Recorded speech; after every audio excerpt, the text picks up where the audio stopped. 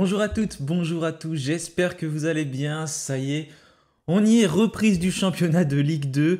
Ah oui, rendez-vous compte, ça fait quand même longtemps que les Verts n'ont pas joué, quasiment un mois, la dernière fois c'était le 19 janvier dernier.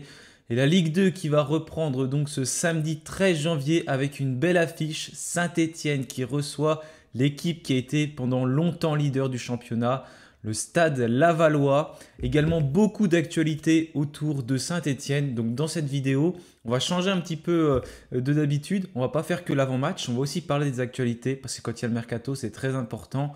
Vous voyez sur la chaîne, j'essaye de faire des vidéos tous les 2-3 jours pour traiter des actualités. Donc on va profiter de cet avant-match pour en parler parce qu'on a des informations sur des départs. Ça y est, et ça commence à se déclencher aussi à ce niveau-là.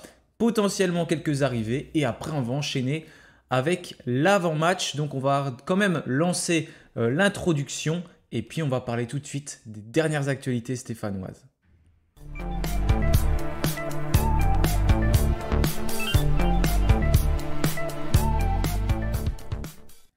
Et oui, générique scindé en deux parties. D'un côté, on voit Gaëtan Charbonnier, de l'autre, on voit Aymen Mouefek. Projection sur l'avenir avec le match contre Laval. Et puis en même temps, on parle du présent avec tout simplement ce mercato. C'est une des informations qu'on a appris il y a quelques heures, quelques jours plutôt. Un jour, à l'heure où je tourne cette vidéo, c'est Gaëtan Charbonnier qui va s'engager avec Bastia. Donc le joueur, il va être libéré pour Saint-Étienne. Il devrait s'engager pour un contrat d'1 an et demi du côté donc de la Corse. C'est une information qui avait été donnée par Mohamed Toubachter, confirmée par le Progrès, même par l'équipe, et puis même par Olivier Dalloglio d'ailleurs en conférence de presse. Il n'a pas forcément parlé de Bastia, mais il a parlé que voilà, Charbonnier allait partir et d'ailleurs qu'il ne serait pas dans le groupe. Du coup, donc un départ, je ne pensais pas qu'il allait s'effectuer, honnêtement, ce départ. Gaëtan Charbonnier était sur la liste des joueurs potentiellement amenés à partir, par exemple comme Victor Lobry, et puis un autre, Thomas Mokondi, on va en parler dans quelques instants parce que c'est pareil. Voilà, il y a des joueurs qui peuvent quitter Saint-Étienne, et c'est fait pour Gaëtan Charbonnier. Donc pour moi, c'est une bonne nouvelle pour Saint-Étienne parce que voilà, c'était compliqué pour lui depuis le début de la saison. Je savais, ça allait être très compliqué pour lui. Il a eu une rupture du ligament croisé antérieur il y a un an à peine là. Forcément, à cet âge-là, pour revenir, c'est très difficile, ça a été compliqué. Il y a de la concurrence avec Cardona et des autres joueurs qui vont peut-être arriver parce que Olivier Dalloglio a dit qu'un atout offensif devrait arriver. Il n'a pas évoqué quand ni qui, mais en tout cas, c'est ce qu'on recherche. Et ça, on en parle depuis pas mal de temps maintenant. Donc, un premier départ qui va bientôt être officialisé. Peut-être au moment où la vidéo sera postée, ce sera fait. En tout cas, Gaëtan Charbonnier va rejoindre Bastia. On a Thomas Monconduit également qui devrait quitter Saint-Étienne. Il fait partie des indésirables et il pourrait rejoindre Valenciennes. En tout cas, les négociations sont entamées avec le club. Il avait failli quitter Saint-Étienne lors du mercato estival pour rejoindre Angers. Ça aurait peut-être été bien pour lui parce que Angers est solide leader de ce championnat. Et finalement, il devrait faire le chemin inverse plutôt que de rejoindre le leader. Ce serait plutôt la lanterne rouge Valenciennes. En tout cas, Thomas Monconduit pourrait s'engager avec Valenciennes. Donc un nouvel absent, j'imagine, pour le match contre Laval. Donc ça y est, ceux qui étaient censés être les cadres commencent à quitter le club. Et puis il y a d'autres joueurs qui pourraient être potentiellement sur des départs en cas d'offre. Donc attention, je pense notamment à Aymen Mouefek en fin de contrat. Il lui reste 6 mois de contrat. Donc va falloir le prolonger très très rapidement ce joueur. Il y a Michael Nadé qui a également refusé de rejoindre la Turquie, le club de Göztepe en D2 turc qui est en passe de remonter en première division. Club qui est descendu en même temps que l'AS Saint-Étienne donc durant la saison 2021-2022. Voilà concernant les départs. Et au niveau des arrivées, on parle toujours de certaines pistes, notamment Nathaël Mboukou de Reims. Bon, c'est un peu plus refroidi ces derniers temps, on en parle moins, mais les choses vont certainement avancer. Il y a des sources un peu contradictoires à ce sujet, donc on va laisser tranquillement les choses se faire. Il ne devrait pas arriver en tout cas en fin de semaine, mais le départ de Gaëtan Charbonnier va sans doute accélérer le mercato au niveau des recrues offensifs. Et puis on a un nouveau joueur, c'est Xavi Babika, un Gabonais que je ne connais pas très honnêtement, qui joue actuellement au Sparta Prague. Il a marqué 3 buts en 5 matchs d'Europa League, notamment cette saison. Il était blessé là cette saison. Il est revenu, il a notamment fait une passe décisive durant ce mois de janvier. On évoque un prêt avec option d'achat supérieur à 1 million d'euros. C'est ce qui était proposé par Saint-Étienne refusé. Donc il va falloir mettre un peu plus si on veut ce joueur. Mais en tout cas, c'est un peu comme aime beaucoup un joueur qui joue ailier, qui est dribbleur. Et voilà, c'est un profil un peu rapide, un peu technique, qui peut jouer sur un côté. Donc voilà, concernant le mercato stéphanois, on en a terminé pour les dernières informations. Bon, il y a plein d'autres noms qui sont sortis, mais ce n'est pas des rumeurs sérieuses à prendre en compte. Donc on fait attention avec ça comme d'habitude. Maintenant, on va se pencher sur l'avant-match donc de Saint-Étienne-Laval. Petit diaporama. J'ai attendu. Oh là, si je vous spoil la composition, ça ne va pas le faire. J'ai attendu que Olivier Dalloglio passe en conférence de presse. Il a évoqué donc les blessures et les suspensions pour ce match. Plusieurs joueurs ne seront pas présents. Déjà, c'est sûr et certain pour Dylan Batoubin-Sika, pour Ibrahim Sissoko ou encore Karim Cissé qui vont débuter la Coupe d'Afrique des Nations là dans quelques jours pour ces 3 joueurs. Ensuite, on a donc Gaëtan Charbonnier qui ne devrait pas être dans le groupe, qui ne sera pas dans le groupe comme il part à Bastia. Ibrahim Awadji, Marmoun Benteng sont sur le chemin du retour, donc bonne nouvelle pour Saint-Étienne, mais les 2 joueurs, c'est trop tôt pour les mettre dans le groupe. Anthony Briançon, c'est qu'il est suspendu pour accumulation de cartons jaunes. Et puis on a Stéphane Diarra, ça c'est une mauvaise nouvelle parce que Stéphane Diarra il a été touché au niveau du genou je crois, parce que Dalloglio a dit que son genou a gonflé. Après le match contre Grenoble, il a reçu quelques coups, donc il va passer une IRM. Normalement là c'était cet après-midi, donc peut-être que le résultat est tombé à l'heure où la vidéo sort. Mais en tout cas, pas de risque pris avec Stéphane Diarra, j'espère que c'est pas trop grave. En tout cas, il n'avait pas l'air trop inquiet. Le coach de Saint-Étienne. Voilà pour les absents, ça fait quand même pas mal de joueurs avec la Coupe d'Afrique des Nations. Pas de joueurs du côté de Laval de concernés. J'ai pas réussi à trouver les absents pour cette équipe, mais c'est pas grave. On va pouvoir enchaîner. Voilà, petit point juste de Dalloglio qui a parlé des absents, notamment Stéphane Diarra touché, Anthony Briançon suspendu, Ibrahim Awadji qui a fait son retour en séance collective aujourd'hui, donc il ne sera pas disponible dès ce week-end. Ça va également mieux pour Marmoun Benteng qui se reproche aussi d'un retour. Voilà, concernant le point fait par Olivier Dalloglio. On va enchaîner un petit peu. Au niveau donc du Stade Lavallois qui était pendant longtemps leader de ce championnat, actuellement 4e parce que ça a été un peu plus compliqué ces derniers temps, comme vous pouvez le voir, voilà, ils ont du mal à gagner, mis à part en Coupe de France.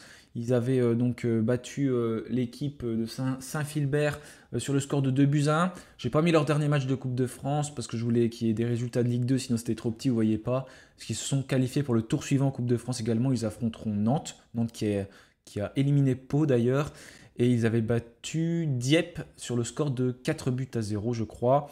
Donc voilà, Laval un peu moins en forme, c'est un peu plus compliqué ces derniers temps. Une équipe qui a l'habitude de jouer dans un dispositif en 3-5-2, solide, notamment défensivement.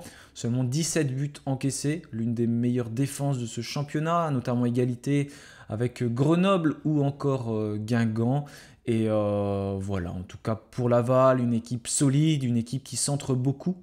C'est ça qu'il faut faire très attention. Ils ont des joueurs assez costauds sur les côtés qui sont capables de centrer. Et c'est comme ça qu'ils marquent, qui est très efficace sur corner, coup de pied arrêté en général, ce qui n'est pas notre fort. Espérons qu'ils ont pu le travailler avec Olivier Dalloglio, ça, les joueurs stéphanois, parce que voilà, c'est pas notre fort, mais néanmoins c'est quelque chose sur lequel on peut travailler. En tout cas, c'est quelque chose que j'attends du côté de Saint-Étienne. J'espère que vraiment Olivier Dalloglio a fait cet effort-là. Il a repéré des choses. D'ailleurs, il avait dit dans le groupe que voilà, avec les absents, il y a quelques jeunes qui pourraient intégrer du centre de formation qui ne s'y attendent pas forcément et qui peuvent intégrer. Tout le monde doit être concerné. C'est là on a parlé en conférence de presse. J'ai bien aimé aussi que voilà, il faut être concentré tout le temps. Et puis c'est même quelque chose qui est remarqué aussi sur les matchs précédemment. En tout cas, il a dit que des fois ça lâchait un peu. Qu'il leur marquait. Donc là, tout le monde doit être concerné. C'est pas les 2 premières semaines quand le coach arrive qu'il faut être dedans. C'est tout le temps parce que c'est un métier qui doit être sérieux, joueur de foot. Et en tout cas, on attend des joueurs stéphanois qui soient concernés pour réussir cet objectif de monter en Ligue 1. Voilà, concernant cette équipe de Laval, donc une équipe, comme je l'ai souligné, qui est assez costaude. Ensuite, si on parle plutôt de notre club maintenant, de Saint-Étienne, voilà, c'est par une belle victoire qu'on a terminé. Ça fait plaisir. C'était compliqué ces derniers temps. On a donc battu Bastia sur le score de 3 buts à 2.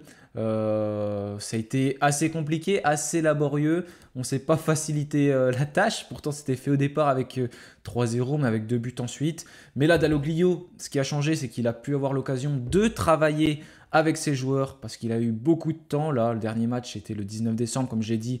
Ça va être le 13 janvier, donc ça lui laisse une grande période pour travailler. Et notamment ce match amical contre Grenoble avec 3 fois 45 minutes. Là, il a pu tester des choses, des combinaisons, intégrer des joueurs comme Cardona, comme Masson d'ailleurs qui a fait son retour. On va en parler de Masson, peut-être qu'il sera titulaire d'ailleurs durant ce match. Mais voilà, il a pu travailler des choses, Olivier Dalloglio, mieux apprendre à connaître ses joueurs. Pour ça qu'on va voir s'il reste sur ce dispositif-là. J'imagine voilà, qu'on va rester grosso modo dans un système en 4-3-3. C'est ce qui me paraît le plus approprié. Mais pour l'instant, vous le voyez, on est 7e au classement à 7 points de Laval. Donc ce match, il est très important parce que si jamais Laval gagne, bah, ils prennent 10 points d'avance sur nous. Et si on gagne, on revient totalement dans la course. Non, pardon, ils ont 6 points d'avance. Ils passeraient à 9 points d'avance. Et si on gagne, on viendrait à 3 points de Laval. Donc là, c'est l'occasion d'aller faire une belle perf et de s'imposer. S'appuyer aussi sur le match qu'on a fait précédemment contre Laval, qu'on avait gagné. C'est le seul match que j'ai pas pu voir cette saison correctement. J'ai juste pu voir le résumé. Donc apparemment, il était plutôt abouti. Il faut s'appuyer sur ce style de match-là. C'est très très important, être performant et surtout ne pas décrocher au classement. On a perdu trop de points durant la phase aller et si on veut réussir à monter, il va falloir absolument terminer le plus haut possible.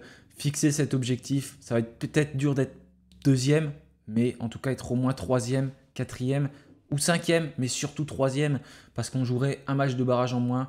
Et ça, c'est quand même quelque chose à pas négliger. Et surtout, on jouerait le barrage contre le 4e ou le 5e à domicile si jamais on finit 3e. Mais là, c'est du football fiction. Voilà, concernant Saint-Etienne, objectif, s'imposer, s'appuyer sur le match contre Grenoble en amical. Ça, c'est bien, on s'est imposé 3-0. On n'a pas pris de but sur 3 fois 45 minutes. 26 joueurs utilisés. Il n'y en aura pas 26 de sélectionnés. Il sélectionnera 18 joueurs, Olivier Dalloglio, avec certainement quelques surprises. Donc on va parler notamment de cette composition que je vois pour ce match.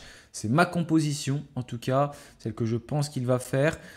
Voilà, on n'a pas parlé de cette charnière centrale, mais il n'y a pas Briançon, il n'y a pas Batubinsika. Il va falloir faire quelque chose de différent, pour 2 raisons différentes. Donc puisque Batubinsika est à la Coupe d'Afrique des Nations, alors qu'Anthony Briançon est suspendu.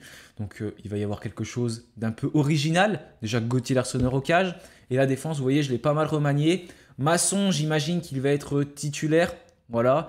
On va le garder. Ça, s'il joue d'ailleurs quelques minutes, c'est sûr qu'il ne partira pas au mercato hivernal, mais j'imagine que Masson va rester, qu'on ne va pas se repencher sur un latéral. Ça fait beaucoup débat, bien sûr. Masson, le cas Masson, c'est un cas très très compliqué. Voilà, me concernant aussi, ça me fait un peu mal de le revoir porter les couleurs après ce qui s'est passé. Mais en tout cas, il va pas avoir un bel accueil à Geoffroy Guichard. Ça, je me fais pas de soucis pour ça, mais j'espère néanmoins qu'il va mouiller le maillot. Et de toute façon, s'il joue quelques minutes, il va rester à Saint-Etienne. Et là, on n'a pas trop le choix parce que j'imagine bien que Denis Sapia va être décalé dans l'axe avec Michael Nadé et Léo Petro à gauche. Sinon, il va mettre un jeune comme Owusu, mais je le vois plus miser sur cette expérience. Une charnière Nadé-Owusu, ça me paraîtrait voilà, un peu compliqué. Thomas Monconduit va partir, donc ne sera pas là non plus. Il n'a pas trop le choix. Moi, que Lamine Fumba soit en défense, mais ce serait vraiment du bricolage. Denis Sapia est capable de jouer en défense centrale, notamment quand on joue dans un système en 3-5-2, il est capable d'être dans la défense à 3, surtout sur le côté droit, donc ça peut être possible. Ensuite, on a Benjamin Bouchouari, Florian Tardieu et Aymen Mouefek au milieu de terrain.